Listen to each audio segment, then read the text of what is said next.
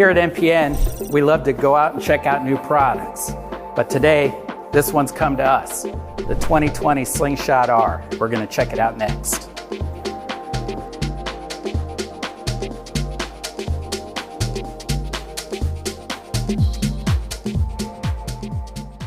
Is it a car? Is it a motorcycle? What is it? The Slingshot R technically is a motorcycle. In some states it's called an autocycle, but the Slingshot is a little something different. It's a hybrid. It's part car, part motorcycle. And they've kind of created a niche with this segment. So while the exterior hasn't changed that much, and it looks very similar to years past, what has really changed is underneath. In fact, there's about 70% new parts on this thing. So one of the things that's changed about the 2020 Slingshot R is the interior. It's got more space, more room, a little bit of storage here in the glove box and then behind the seats. These faux leather wrapped seats are waterproof, as long as everything else is also waterproof. There is a minor little bit of tilt on the steering wheel, but I would say that even being a smaller guy, it's harder to get in and out of, especially if it's all the way down. Everything's, very tight fit. You've got a little bit of control of the seat back, front. You can move it back and forth a little bit. Same with the bottom. While the whole car, the interior is waterproof, driving it with an open top and even with a helmet on and rain gear, it's not the most comfortable or warm, but they do make an accessory top that fits over the top of it. It's perfectly fine if you're out. You get caught in rain shower, not a big deal. You don't have to worry about the interior. And you've got a 100-watt Rockford Fosgate stereo system, which is nice. Okay, so then we have your basic mapping here, which then tells you your trip distance. Then you can go into the full GPS mode, which this is new for this system, the infotainment system. You can search gas station, attractions more. You can type in an address, banks, police station, you name it. So you can plan out your route ahead of time. That's it. You got your traction control, your flashers, and then your lights. And it gives you a little bit of a map light here. You got interior lights, which is kind of trick here. So yeah, the transmission is probably the biggest change, the biggest addition, well, one of the biggest. And this auto shift transmission is a 5-speed auto shift. Now it's electronically controlled, but the transmission is hydraulic actuated. So each one of these buttons, it's just reverse, neutral, drive, and that's it. You have no manual paddle shifters or anything. I think for the most part, people are used to 10-speed automatics that shift seamlessly, but they weigh, 500, 600 pounds. This whole car only weighs 1,650 pounds. So they had to keep the weight down, and part of doing that in an automatic was to add hydraulic shifting. It's also got two different engine mapping modes, from comfort mode to slingshot mode, which you can control with the red button here on the steering wheel. So when you're just cruising along and you're not heavy on the throttle, it shifts through the gears just like you were going through the gearbox, 5-speed. When you go into slingshot mode, you're still shifting through the gears, but it's much more abrupt, and you're really stretching the rev limit out to almost the full rev line. What I use slingshot mode for is more like a launch control. So if you're at a stoplight, and the fact that it's right here with the red button on your thumb, you can easily shift between both. So you may want to take off and spin the wheels a little bit, or just rev out pretty hard. So you go into slingshot mode for the initial launch, and then once you get up to speed, go back to comfort mode, and it shifts nice and easy, and it's not as, it cruises along very nice at that point. There's no turbocharger. It's not like you can feel a huge difference, but once you go back and forth a few times, you can feel that difference in the way it shifts and where the shift points are. That feature was pretty pretty handy. I could use another couple of modes in there if they had it, but a real launch control mode, and then a kind of in-between slingshot and comfort mode. They've got a very limited package to work with as far as they took the manual transmission and adapted it with a hydraulic shifting mechanism to make it an automatic, which is complicated enough, but I think overall what they achieved was above average. Is it perfect? No. I mean, it's got some hard points that are gonna have to be, I think, ironed out, but depending on how you drive it, and the more you get used to driving it, the less problem it becomes.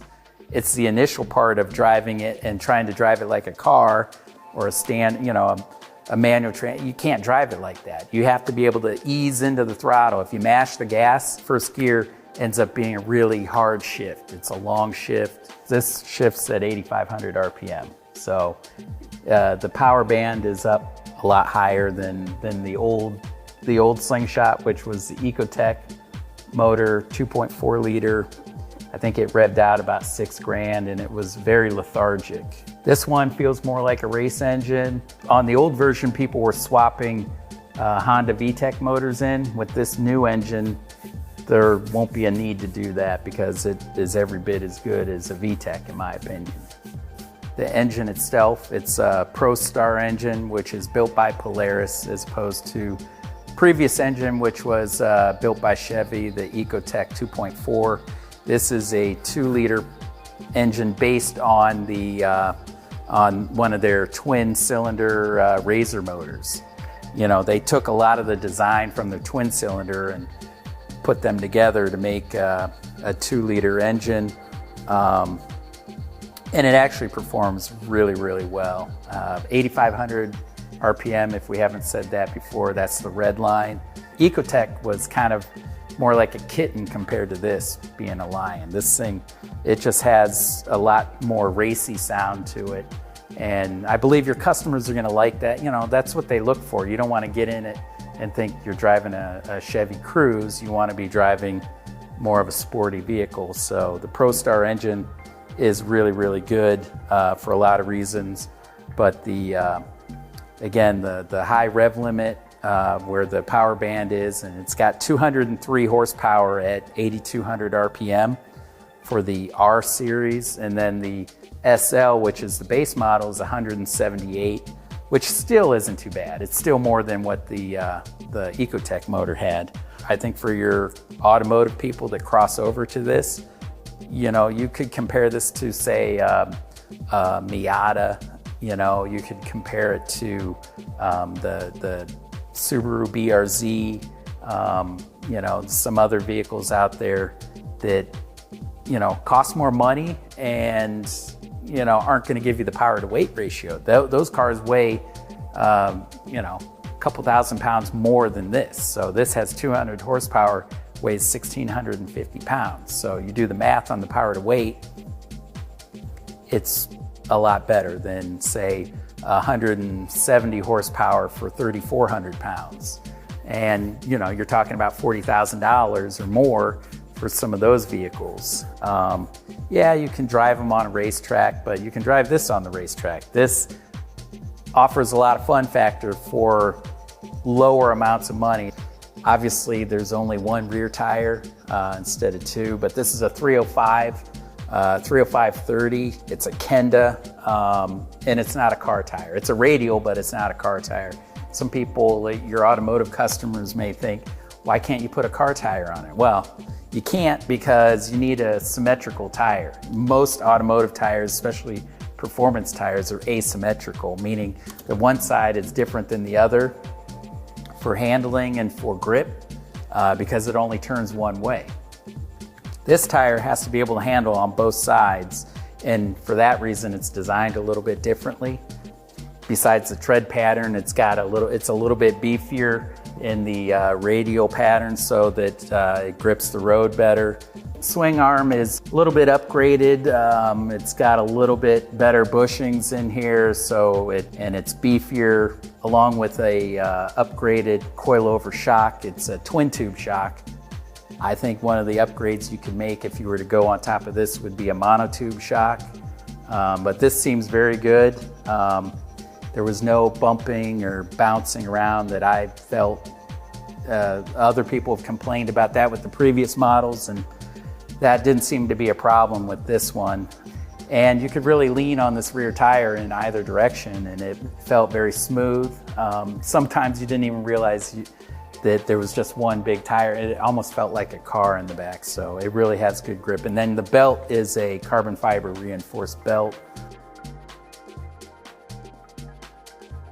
I think that this is going to open up new markets for dealers to sell to crossover customers and a new brand of customer. You may get guys that are trading in big baggers or different bikes for a three-wheeler. You're starting to see people wanting to get out of two wheels into three wheels. But I think this vehicle has a lot of upsides and will sell. I think dealers need to make sure they get into in front of the right automotive markets to market against some of the vehicles such as, say, a Miata or a BRZ, or some of the Honda S2000 crowd.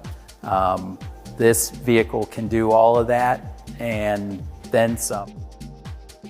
The pros of the 2020 Slingshot R AutoDrive is the transmission is, I would say, overall positive. A few negatives about it, but overall it's a positive. It's going to bring you new customers and give you a little bigger market. The engine is amazing. I can't give that enough credit. I would line this up against any VTEC. 200 horsepower, 2-liter engine, very good. Handling is great. I've never driven a Slingshot before. I think it handles much like a car. You could really lean into some corners and not feel that you're gonna, roll over or do anything crazy.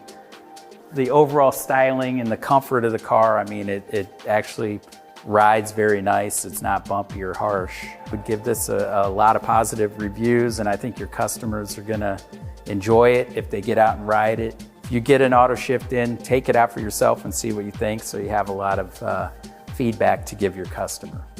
Hopefully you got a few good selling points out of this. I'm Brendan Baker with MPN. Thanks for watching.